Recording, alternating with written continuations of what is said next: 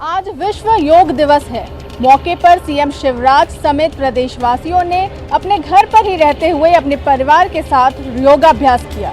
विश्व योग दिवस पर मध्य प्रदेश के मुख्यमंत्री शिवराज सिंह चौहान ने अपनी पत्नी और बच्चों के साथ घर पर ही योग किया। शिवराज ने एक दिन पहले ही प्रदेशवासियों को बधाई देते हुए आह्वान किया था कि कोविड-19 की वजह से घर पर रहकर ही योग और प्राणायाम करें। उन्होंने अपने संदेश में कहा था कि पहला सुख निरोगी काया होता है। उन्होंने कहा कि योग रामबाण औषधि की तरह है। आप सभी निरोग रहें, स्वस्थ रहें, प्रसन्न रहें और सामूहिक योग कार्यक्रम के बजाय अपने घरों में रहकर ही योग करें। नियमित योग और सूर्य नमस्कार अच्छे स्वास्थ्य के लिए उपयोगी है। आज कोरोना संकट के दौर में शरीर को सशक्त बनाने में इनके महत्व को दुनिया भी समझ रही है। मुख्यमंत्री ने प्रधानमंत्री नरेंद्र सिंह मोदी द्वारा योग को विश्व में महत्व दिए जाने का श्रेय भी दिया। उन्होंने कहा कि प्रधानमंत्री की पहल पर 21 जून को अंतर्राष्ट्रीय योग दिवस मनाया जाता है। आज कोरोना के संकट के समय योग अधिक महत्वपूर्ण हो गया है, क्योंकि ये शरीर को स्वस्थ रखने और इम्यूनिटी बढ़ाने में मददगार है। वहीं बीजेपी दफ्तर में भी पार्टी के पदाधिकारियों समेत कार्यकर्ताओं ने सोशल डिस्टेंसिंग का खास ख्याल रखते हुए योगाभ्यास किया। प्रदेश के 24 विधानसभा सीटों पर होने वाले उपचुनाव को लेकर कांग्रेस पार्टी ने बूथवार प्लान तैयार किया है। इसके तहत कांग्रेस पार्टी ने कमजोर बूथ का प्लान तैयार करना शुरू कर दिया है। इसके तहत कांग्रेस पार्टी रेड बूथ वाले इलाकों में अब अपने पार्टी के कार्यकर्ताओं की टीम को तैयार करेगी और इसके तहत रेड बूथ वाले इलाकों को ग्रीन बूथ में तब्दील किया जाएगा। इसको लेकर बीते दिनों हुई एक बैठक में प्रदेश कांग्रेस अध्यक्ष कमलनाथ ने पूर्व मंत्री और विधायकों को इस बात की जिम्मेदारी दी है कि वो विधानसभा वार दौरा कर कमजोर बूथ को मजबूत बनाने के प्लान पर काम करें। दरअसल उपचुनाव के दौरान बूथ में जिताने के लिए जिम्मेदारी कार्यकर्ताओं की होती है और ऐसे में कांग्रेस पार्टी ने अब उन इलाकों पर फोकस करना शुरू कर दिया है जहां पर पार्टी को हार का सामना करना पड़ सकता है। पार्टी की कोशिश है कि ग्रीन बूथ वाले इलाकों को ग्रीन बूथ बनाकर वहां पर कांग्रेस पार्टी की जीत को सुनिश्चित किया जा सके। एमपी कांग्रेस के ट्वीट को लेकर मचा सियासी घमासान। मध्य प्रदेश कांग्रेस कमेटी के एक ट्वीट को लेकर सियासी घमासान मच गया है। दरअसल मध्य प्रदेश कांग्रेस कमेटी ने अपने ट्विटर हैंडल पर लिखा है कि जयचंदो तुम्हारा को बेचकर वो तो सेटल हो गए, अब तुम्हारा क्या होगा। दरअसल एमपी कांग्रेस का इशारा उन लोगों की तरफ है जो कांग्रेस से पाला बदलकर बीजेपी में शामिल हो गए हैं और लंबे समय से मंत्रिमंडल विस्तार का इंतजार कर रहे हैं। लेकिन अब राज्यसभा का चुनाव हो जाने के बाद ज्योतिरादित्य सिंधिया का केंद्रीय मंत्रिमंडल में शामिल होने का रास्ता खुल गया है और एमपी कांग्रेस ने बिना सिंधिया का नाम लेकर उन लोगों पर तंज कसा है जो लंबे समय से मंत्रिमंडल में अपनी जगह बनाने को लेकर बेताब हैं। अब इस पूरे मामले को लेकर सियासी घमासान भी मच गया है। योग दिवस के दिन सदी का सबसे लंबा सूर्य ग्रहण रहा। सूर्य ग्रहण सुबह 10:15 से शुरू हुआ और दोपहर 1:46 तक प्रभावी रहा। मिथुन राशि में पड़ने वाले सूर्य ग्रहण का सूतक काल कल देर रात से ही शुरू हो गया था। इस बार का ग्रहण शक्तिशाली और कई मायनों में विशेष है। ग्रहण के समय 6 ग्रह वक्री रहेंगे जिनका परिणाम शुभ नहीं माना जा रहा है। सूर्य ग्रहण सुबह 10:14 से शुरू हुआ जो कि 1:46 तक प्रभावी रहा। करीब 3 घंटे 44 मिनट तक सूर्य ग्रहण का नजारा लोगों ने टेलीस्कोप और चश्मे की मदद से देखा। अंगूठी की तरह नजर आने वाला यह ग्रहण किनारे से हल्का सा कटा हुआ नजर आया, यानी इस ग्रहण को खंडग्रास सूर्य ग्रहण भी कहा गया। सूर्य ग्रहण के पड़ने से कुछ दिनों पहले ही चंद्र ग्रहण भी पड़ा था। एक साथ सूर्य ग्रहण और चंद्र ग्रहण के पड़ने को शुभ नहीं माना जा रहा है। शासन प्रशासन के लिहाज से भी यह ग्रहण शुभ नहीं माना गया है। वहीं सूतक काल के लगने से मंदिरों के पट बंद कर दिए गए, पूजा अर्चना भी बंद रही। सूतक काल के खत्म होते ही मंदिरों के पट खुले, भगवान की पूजा अर्चना हुई और भगवान की विशेष पूजा अर्चना कर भोग भी अर्पित किया गया। उज्जैन में आज 2 खगोलीय घटनाएं देखने को मिली। हालांकि देश भर में जहां सूर्य ग्रहण था वहीं पर उज्जैन में एक जीरो शेडो नाम की एक खगोलीय घटना जो हर साल 21 जून को होती है, जहां पर उज्जैन की वेधशाला में बताया जाता है कि किस तरह से अपनी ही परछाई गायब हो जाती है। एक बड़ी खगोलीय घटना यहाँ पर होती है। इसका अमूमन लोग यहाँ पर देखने आते हैं, लेकिन कोरोना वायरस के चलते फिलहाल अभी आम लोगों को यहाँ पर प्रवेश नहीं दिया गया है। हमारे साथ जो अधीक्षक हैं वेधशाला के वो उपस्थित हैं, उनसे बात करते हैं किस तरह से घटना होती है। सर, एक जीरो शेडो करके भी घटना होती है, किस तरह से होती है, क्या हर साल ये इस तरह से होती है, क्या कुछ होता है? हाँ, ये खगोलीय 21 जून का दिन है, खगोलीय दृष्टि से काफी महत्वपूर्ण है। हम सभी लोग जानते हैं पृथ्वी सूर्य की चारों परिक्रमा करती है, जिस कारण सूर्य कर्क रेखा, मकर रेखा और विषुवत रेखा के बीच गति करता हुआ दृष्टिगोचर होता है। 21 या 22 जून को सूर्य कर्क रेखा पर लंबवत रहता है। कर्क रेखा की स्थिति 23 डिग्री 26 मिनट और 11.9 सेकंड है और आज सूर्य की क्रांति भी 23 डिग्री 26 मिनट 11 सेकंड है। इसका मतलब क्या है कि सूर्य एकदम कर्क रेखा पर लंबवत चमक रहा है। तो कर्क रेखा पर जो भी देश हैं या जो भी राज्य हैं, वहां उनके मध्याह्न के समय परछाई एकदम जीरो होगी, क्योंकि सूर्य एकदम सर के ऊपर लंबवत है। उज्जैन में अगर ये स्थिति देखें तो 12:28 पर ये स्थिति बनती है और हम देखते हैं कि उज्जैन के आसपास के क्षेत्र में जहां भी हम देखते हैं 12:28 पर जीरो शैडो डे की स्थिति हम लोग देख पाते हैं। बिल्कुल, देखिए वे जो है वेधशाला के अधीक्षक थे और उन्होंने साफ तौर पर बताया कि किस तरह से जीरो शेडो यहाँ पर होता है। हालांकि बताया यही गया है कि जो है कर्क रेखा सूर्य के बिल्कुल लंबवत होती है और इस कारण ये घटना यहाँ पर खगोलीय घटना देखने को मिलती है। हालांकि हर साल बड़ी संख्या में यहाँ पर जो है खगोल प्रेमी आते हैं, लेकिन फिलहाल अभी कोरोना वायरस के चलते सिर्फ खाली कुछ लोगों को ही यहाँ पर एंट्री दी गई है। आज जो खगोलीय घटना ये हुई है जीरो शेडो की 12:28 पर यहाँ पर देखने को मिली है और इसे देखकर कई लोग बड़ा आश्चर्यचकित करते हुए दिखाई दिए। आनंद निगम, न्यूज़ 18 उज्जैन। रविवार को टोटल लॉकडाउन के साथ ही सूर्य ग्रहण का असर भी शहर में देखने को मिला। नर्मदा तटों पर पुलिस लगी रही और लोगों का आना जाना पूर्णतः प्रतिबंधित था। कोरोना संकट काल के कारण एक तरफ कोरोना की परेशानी तो दूसरी तरफ सूर्य ग्रहण रविवार को खासा असरदार रहा। नर्मदा तटों पर कोई भी व्यक्ति नहीं पहुंचा, जबकि ग्रहण काल में यहाँ पर नर्मदा जी के दर्शन करना, पूजन करने के लिए लोग आते थे। लेकिन इस बार प्रशासन की सख्ती के चलते यहाँ पर किसी को भी आने की अनुमति नहीं दी गई। जो शुरुआत होती है जहाँ से घाट पर आते हैं वहाँ पुलिस लगा दी गई, बैरिकेडिंग कर दी गई, जिससे लोग यहाँ ना आ पाएँ और सूर्य ग्रहण के साथ ही कोरोना का भी लोगों को संक्रमण ना हो। तो बहरहाल प्रशासन अपनी तरफ से पूरी सख्ती बरत रहा है, लोगों को सुरक्षित रखने का पूरा प्रयास कर रहा है। जबलपुर में लगातार बढ़ते कोरोना मरीजों की संख्या को देखते हुए प्रशासन अब धीरे धीरे फिर से सख्ती बरत रहा है। लोगों को घरों में रहने की हिदायत दी गई है। वहीं बाजारों में भी दुकानों को कम से कम संख्या में खोलने का प्रयास किया जा रहा है। इंदौर में कोरोना का कहर जारी है। तकरीबन 4 मौतें रोज हो रही हैं और मौत का आंकड़ा 197 पर पहुंच गया है। सऊदी अरब से आए एक सॉफ्टवेयर इंजीनियर भी कोरोना पॉजिटिव पाया गया है, उसे अस्पताल में भर्ती कराया गया है। इसके अलावा MGM मेडिकल कॉलेज के 6 डॉक्टर भी कोरोना पॉजिटिव निकले हैं। इंदौर में कोरोना संक्रमित मरीजों की संख्या स्थिर होती दिखाई नहीं दे रही है। बीते कुछ दिनों में रोजाना 1800 से 2000 सैंपलों की जांच की जा रही है, जिसमें 40 से 50 नए मरीज मिल रहे हैं। पिछले 24 घंटे में 1788 सैंपलों की जांच की गई, जिसमें 41 नए पॉजिटिव मरीज सामने आए हैं। जिले के आर्मी एरिया महू में फिर 7 संक्रमित मरीज मिले हैं। इन संक्रमितों में एक महिला, एक कैदी भी शामिल है। शहर में संक्रमितों की कुल संख्या 176 तक पहुंच गई है। वहीं विदेश से आए लोगों में एक युवक कोरोना पॉजिटिव निकला है। ये युवक सऊदी अरब में सॉफ्टवेयर इंजीनियर है और 3 दिन पहले इंदौर आया था। इसके अलावा MGM मेडिकल कॉलेज के 6 डॉक्टरों की रिपोर्ट भी पॉजिटिव आई है। सभी डॉक्टरों को कोविड केयर सेंटर में भेजा गया है। स्वास्थ्य विभाग के मेडिकल बुलेटिन में 4 नए मरीजों की मौत की पुष्टि की गई है, जिसमें 2 पुरुष 2 महिला मरीज शामिल हैं। इनकी उम्र 53 से 65 साल के बीच है। जिसके बाद इंदौर में कोरोना से मरने वालों की संख्या 197 पर पहुंच गई है।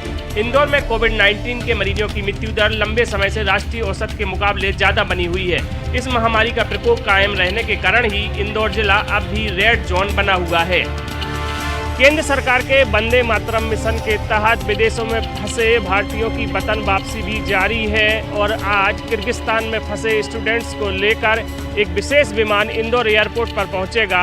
6:30 बजे ये स्पेशल फ्लाइट लैंड होगी। प्रधानमंत्री गरीब रोजगार अभियान की शुरुआत प्रधानमंत्री नरेंद्र मोदी ने कर दी है, लेकिन छत्तीसगढ़ को इस अभियान में शामिल नहीं किया गया है, जिसको लेकर इस पर राजनीति भी शुरू हो गई है। और जिस तरह से सत्तारूढ़ पार्टी कांग्रेस के कैबिनेट मंत्री रविंद्र चौबे ने कहा है कि छत्तीसगढ़ को आखिर क्यों नहीं शामिल किया गया है, जबकि छत्तीसगढ़ में यहाँ पर आदिवासी और तमाम जो प्रवासी मजदूर छत्तीसगढ़ लौटे हैं, बावजूद उनको इस अभियान में शामिल नहीं किया गया है। आखिर ऐसा केंद्र सरकार क्यों कर रही है? छत्तीसगढ़ के जो सभी जिले हैं उनको भी इस अभियान में शामिल करने की उन्होंने मांग की है।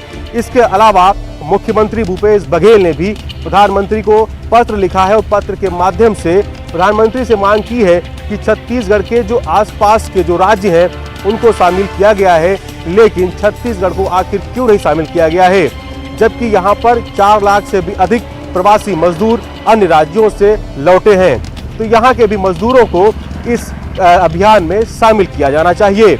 अब ये देखना यह है कि जिस तरह से ये अब इस मामले को लेकर राजनीति शुरू हुई है तो ये कहाँ जाके थमती है। लेकिन बीजेपी का साफ तौर से कहना है कि जो आंकड़े इस पूरे इस गरीब कल्याण जो अभियान शुरुआत हुई है उसमें देने थे राज्य सरकार को, राज्य सरकार ने वो आंकड़े सही समय पर राज्य ने नहीं दिए हैं, जिसकी वजह से जो गरीब कल्याण अभियान जो शुरुआत हुई है उसको लेकर इस छत्तीसगढ़ को शामिल नहीं किया गया है।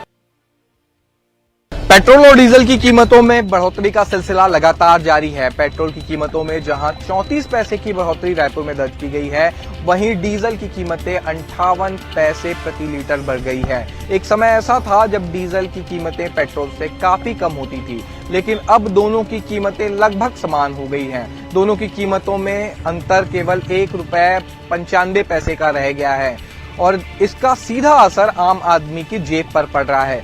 देखा जा रहा है कि पिछले 15 दिनों से लगातार पेट्रोल और डीजल की कीमतें बढ़ रही है और आम आदमी का बजट इससे गड़बड़ा गया है। पेट्रोल और डीजल की कीमतें बढ़ना यानी कि सीधे तौर पर महंगाई का बढ़ना है, क्योंकि न सिर्फ आम आदमी की जेब पर इसका असर पड़ता है बल्कि ट्रांसपोर्टेशन पर भी खासा असर पेट्रोल और डीजल की कीमतें बढ़ने से देखा जाता है। अब देखना ये होगा कि सरकार इस पर कब तक कंट्रोल कर पाती है और आम आदमी को क्या बढ़ती हुई महंगाई और पेट्रोल डीजल की बढ़ती कीमतों से राहत मिल पाती है। सूरजपुर जिले में पिछले 2 दिनों से हो रहे लगातार बारिश ने किसानों के चेहरे में खुशियां ला दी है, लेकिन प्रशासनिक उदासीनता के कारण इस बारिश आम जनजीवन प्रभावित होते नजर आ रहा है। दरअसल अंबिकापुर प्रतापपुर मार्ग पिछले 24 घंटे से अवरुद्ध है, जहां महानदी का रपटा पुल जलमग्न हो गया है, लेकिन लोग जान जोखिम में डाल पुल को मौका देख पार कर रहे थे। ऐसे में कभी भी कोई बड़ा हादसा होने की आशंका में स्थानीय पुलिस ने तो आवागमन बंद कर दिया है, लेकिन 200 से ज़्यादा गांव प्रभावित होते नजर आ रहा है। दूसरी ओर स्थानीय जनप्रतिनिधियों की पहल से एक बोट नदी पार करने के लिए तो दे दिया गया है, लेकिन तेज बारिश में क्या बोट सुरक्षित रहेगा, इसका जवाब किसी के पास नहीं है। गौरतलब है कि 4 साल पहले 4 करोड़ की लागत का पुल तेज बारिश में धराशायी हो गया था, जिससे प्रशासनिक भ्रष्टाचार की पोल खुल गई थी और आनन फानन में एक गुणवत्ताहीन रपटा पुल तैयार कर दिया गया था। लेकिन मुख्य पुल अब तक निर्माणाधीन ही रह गया है और फिर इसी बारिश की शुरुआत सैकड़ों गाँवों को आवागमन के अभाव में प्रभावित कर रही है। लेकिन प्रशासनिक अधिकारियों का आलम है कि इनकी दफ्तरों में बैठकों का दौर और खाना पूर्ति वाले क्षेत्र का दौरा करने के दावे खत्म होने का नाम नहीं ले रहा। बहरहाल फिर इस बारिश में आवागमन की समस्या से जूझते ग्रामीणों को और कितने बारिश प्रशासनिक उदासीनता का सामना करना पड़ता है, यह देखने वाली बात होगी। शहर के लखोली में 43 और गंज चौक में 6 मरीज मिलने के बाद राजनांदगांव कलेक्टर ने नगर निगम क्षेत्र को कंटेनमेंट जोन घोषित कर दिया है और लगातार कोरोना पॉजिटिव मरीज मिलने के बाद कलेक्टर ने यह निर्णय लिया है और आधी रात से ही 144 धारा जिले में लागू कर दी गई है। हम आपको बता दें कि लगातार राजनांदगांव जिले में ऐसे मरीज और कोरोना पॉजिटिव मरीज मिल रहे हैं जो प्रशासन के लिए एक चिंता का विषय है। कलेक्टर के इस आदेश के बाद मेरे पीछे आप देख सकते हैं कि दुकानें बंद हो गई हैं और वहीं मैं आपको बता दूं कि जो दुकानें हैं, आवश्यक वस्तु की जो दुकानें हैं वही सिर्फ खोली जाएंगी और सुबह 7 से दोपहर 12 बजे तक ही इन दुकानों को खोला जा सकता है कलेक्टर के आदेश के अनुसार। वहीं लगातार जो मरीज़ हैं वो भी इस ज़िले में बढ़ते जा रहे हैं, जिसके बाद यह निर्णय किया गया है और मेरे पीछे देख सकते हैं पुलिस की गाड़ी और पुलिस के जो जवान हैं यहाँ तैनात हैं। Rakesh Yadav, news 18, Rajnandgaon. Corona virus ने सुकमा में दस्तक दे दी है। कल जिला मुख्यालय के क्वारंटाइन सेंटर पॉलिटेक्निक कॉलेज में सीआरपीएफ के 3 जवान कोरोना पॉजिटिव मिले, जिसके बाद प्रशासन व स्वास्थ्य अमला हरकत में आया है और तीनों मरीजों को बेहतर इलाज के लिए मेडिकल कॉलेज जगदलपुर भेजा गया है। वहीं उन जवानों के संपर्क में आने वाले 44 जवानों को आइसोलेट किया गया है। उन जवानों के सैंपल लिए गए हैं जिन्हें टेस्ट के लिए जगदलपुर भेजा गया है। साथ ही पॉलिटेक्निक कॉलेज को कंटेनमेंट जोन घोषित किया गया है। अब इंतजार है बाकी जवानों की रिपोर्ट आने की। वैसे अभी तक जिले में करीब 1600 जवान अवकाश से लौट चुके हैं। ये सभी जवान अलग अलग राज्यों से लौट चुके हैं और जिले के अलग अलग क्वारंटाइन सेंटर में रह रहे हैं। गुजरात के साबरमती रिवर फ्रंट की तर्ज पर रायपुर में खारून नदी रिवर फ्रंट भी बनाया जाएगा। सरकार ने इसका पूरा प्रोजेक्ट तैयार कर लिया है, जहां खारून नदी के किनारे सौंदर्यीकरण और प्लांटेशन का काम किया जाएगा। सबसे पहले नदी की सफाई की जाएगी और उसके बाद इस पूरे प्रोजेक्ट को आकार दिया जाएगा। नगरीय प्रशासन विभाग के अलावा सिंचाई विभाग और स्मार्ट सिटी का सहयोग इस पूरे प्रोजेक्ट में रहेगा। सरकार द्वारा पूरा प्रोजेक्ट बनाने के बाद यहां पर नगरीय प्रशासन मंत्री शिव डहरिया ने भी इसका पूरा निरीक्षण कर लिया है। महापौर एजाज ढेबर से मिली जानकारी के मुताबिक खारून रिवर फ्रंट का जो प्रोजेक्ट तैयार किया गया है, इसके मुताबिक यहाँ पर पाथवे बनाया जाएगा जो कि मरीन ड्राइव की तरह ही होगा, जो कि शहर के लिए काफी आकर्षण का केंद्र रहेगा। सौंदर्यीकरण के साथ ही साथ यहाँ पर हरियाली और प्लांटेशन की भी बेहतर तरीके से व्यवस्था की जाएगी। इसके अलावा जो जानकारी मिली है, भोतली गांव पर एक बड़ा पुल बनाया जाएगा और इस पुल के जरिए दुर्ग, भिलाई और कुम्हारी से आने वालों के लिए काफी सहूलियत होगी। तो एक तरह से ये बाईपास रोड होगा जिससे दूसरे जिलों के लोग रायपुर सहूलियत से पहुंच सकेंगे। यानी एक सहूलियत के साथ सौंदर्यीकरण की सौगात रायपुर और आसपास की जनता को मिलने वाली है। कांकेर के धरोहर कहे जाने वाले नरहरदेव हाई स्कूल में आप इंग्लिश मीडियम से बच्चों को की जाएगी पढ़ाई, जिसके लिए तमाम जगह से इस नरहरदेव में भर्ती के लिए लोग कतारबद्ध हुए हैं और अपनी फार्म भरना शुरू कर दिया है। शहर के नरहरदेव स्कूल में कक्षा 1 से 12वीं तक की पढ़ाई अंग्रेजी मीडियम से होगी। यहाँ अंग्रेजी मीडियम के लिए भर्ती प्रक्रिया 29 मई से चल रही है। 2000 फार्म लोगों ने लिए थे, जिसमें से 1750 जमा भी हो चुके हैं। यहाँ भर्ती प्रक्रिया 30 जून तक चलेगी। यहाँ भर्ती प्रक्रिया के लिए आवेदन कांकेर जिले के अलावा कोंडागांव, जगदलपुर तथा धमतरी जिले से भी आवेदन आए हैं। अंग्रेजी मीडियम स्कूल में भर्ती को लेकर 13 जून को प्रमुख सचिव छत्तीसगढ़ शासन स्कूल शिक्षा विभाग डॉक्टर आलोक शुक्ला ने नई गाइडलाइन स्कूल प्रबंधन को भेजी है। इसके अनुसार आवेदन करने वाले छात्रों की भर्ती के लिए मेरिट के अलावा स्कूल से उसके घर की दूरी को भी मापदंड बनाए गए हैं। 1 से 5वीं तक के लिए उन छात्रों को प्राथमिक दी जाएगी जिनके घर की दूरी स्कूल से 1 किलोमीटर दूरी पर है।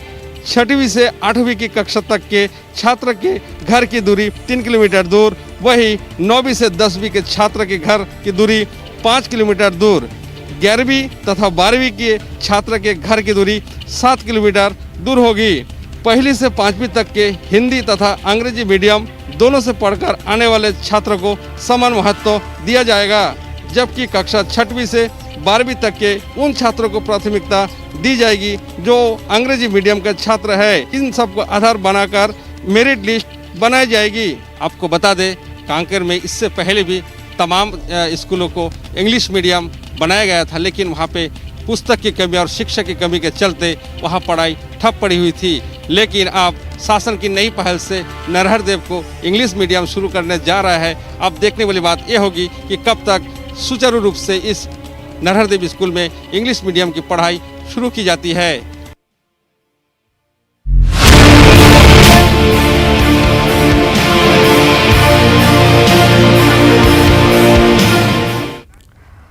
और चलिए 15 शहर 15 रिपोर्टर के बाद ग्वालियर से बड़ी खबर का रुख करेंगे, जहां पर जहर खाकर थाने पहुंची महिला। बिलगड़ा थाने में जहर खाकर पहुंची पीड़िता। पुलिस ने महिला को जयरोगम में भर्ती कराया है। पति की गुमशुदगी को लेकर महिला काफी नाराज थी, काफी परेशान भी थी और जहर खाकर वो सीधे थाने पहुंच गई और इसके चलते जो पुलिस स्टाफ था पूरा परेशान हो गया। तुरंत महिला को जयरोग अस्पताल भर्ती किया गया है। तो पुलिस ही महिला को लेकर पहुंची अस्पताल, जहां पर उसका इलाज किया जा रहा है और ऐसी जानकारी है कि पति की गुमशुदगी को लेकर महिला काफी नाराज थी। कोरोना संकट के दौर में स्वच्छ पानी और उसका प्रबंधन बड़ी समस्या है, खासकर बड़े सामुदायिक परिसर जैसे कि बहुमंजिला इमारतें और अपार्टमेंट में सभी लोगों को उपयोग के लिए साफ पानी पहुंचाना किसी चुनौती से कम नहीं है। और ऐसे में पानी के कुशल प्रबंधन में वनकवा वाटर मैनेजमेंट सिस्टम बेहद कारगर साबित हो रहा है। हार्पिक न्यूज 18 के मिशन पानी के तहत ये रिपोर्ट देखिए और मुझे दीजिए इजाजत। नमस्कार।